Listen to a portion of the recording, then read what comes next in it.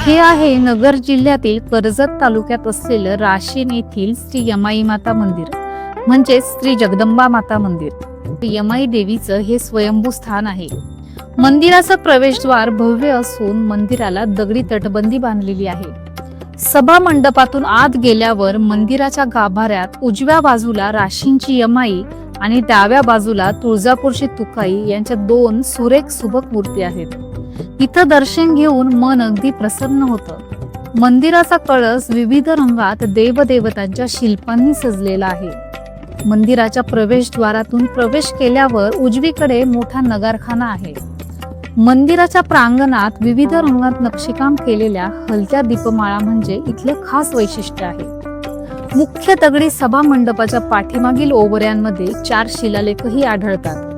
हे मंदिर हेमाडपंथी शैलीचं असून 200 ते 250 वर्षे पुरातन आहे असं सांगितलं जातं। सभा मंडपाच्या समोरच देवीचं वाहन असलेल्या सिंहाची मूर्ती आपले लक्ष वेधून घेते। महाराष्ट्रभर प्रसिद्ध असलेलं हे यमाई देवीचं मंदिर अनेक भाविकांचं श्रद्धास्थान आहे।